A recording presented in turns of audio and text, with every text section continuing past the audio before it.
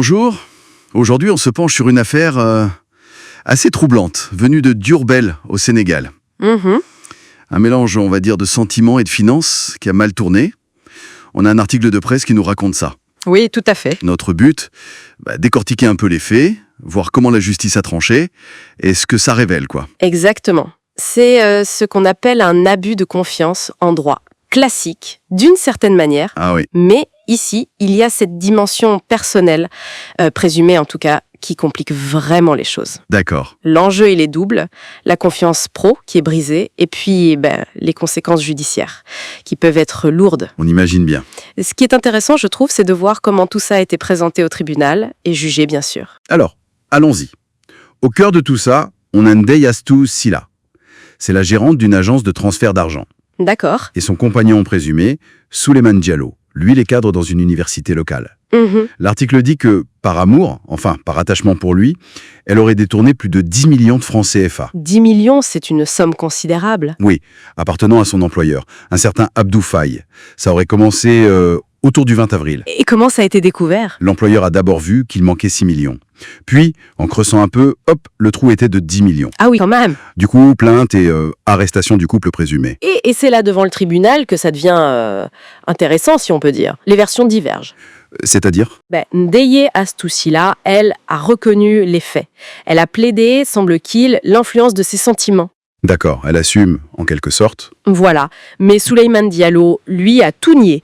Pas de relation amoureuse, pas d'implication dans le détournement. Ah bon ? Carrément. Ouais. C'est une défense, assez courante, sauf que l'article mentionne un point un peu troublant. Lequel ? Il aurait admis, apparemment, avoir déjà eu des problèmes similaires avec une autre femme qui gérait de l'argent. Ah, ça change un peu la donne, non ? Même si ce n'est pas une preuve directe. Disons que ça peut jeter un doute, oui. Ça peut influencer l'appréciation du tribunal, même s'il nie les faits actuels. Et le procureur, il en a pensé quoi ? Le procureur, Farbanioyo Ngom, il a été assez dur.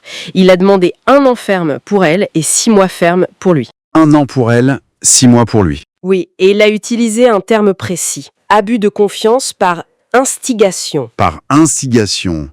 Qu'est-ce que ça veut dire exactement, ça ? L'instigation, en gros, ça veut dire que le procureur pensait que Diallo n'a pas juste profité de l'argent. Mais qu'il l'a poussé à le faire. Exactement.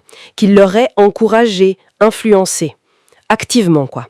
Pour qu'elle commette le délit. D'accord. C'est souvent difficile à prouver ce genre de choses parce que ça touche à leurs relations intimes, à leurs discussions privées. Bien sûr. Mais que le procureur utilise ce mot, ça montre qu'il voyait peut-être une forme de manipulation ou un déséquilibre dans leur relation. Il ne la voyait pas comme la seule responsable, en somme. C'est ça, plutôt comme quelqu'un qui aurait pu être influencé. Et le tribunal, alors ? Il a suivi ? En partie, on dirait. Le jugement final, c'est 6 mois de prison ferme pour chacun. 6 mois pour les deux ? Oui. Et en plus, ils doivent rembourser les 10 millions, ensemble. Solidairement, comme on dit. Ah oui, solidairement. Ça veut dire que l'employeur peut réclamer la somme à l'un ou à l'autre. Tout à fait. Peu importe qui paie, l'important c'est que la dette soit remboursée. Ça les lie financièrement face à la victime. C'est une peine assez lourde quand même. Surtout que Diallo niait tout. Oui, c'est significatif. Ça suggère que le tribunal a retenu une responsabilité partagée, même si les peines sont un peu moins lourdes que ce que demandait le procureur. Donc cette histoire met vraiment en lumière les risques. Absolument. Les dangers quand la vie perso et le travail se mélangent trop, surtout quand il y a de l'argent en jeu. La confiance est la base dans ce genre de poste. Et là, elle a été trahie. Envers l'employeur, bien sûr, mais peut-être aussi au sein de la relation elle-même, si on suit l'idée de l'instigation. C'est ça qui est terrible. On voit bien comment une dynamique relationnelle, peut-être une faiblesse, peut avoir des conséquences désastreuses, sur le plan pro et sur le plan légal. Le jugement qui condamne les deux s'envoie un message, non ? Oui, je pense. Sur la corresponsabilité. Même s'il y a eu une influence présumée, ça n'enlève pas la responsabilité de chacun. Et ça pose la question de la prévention, j'imagine. Tout à fait.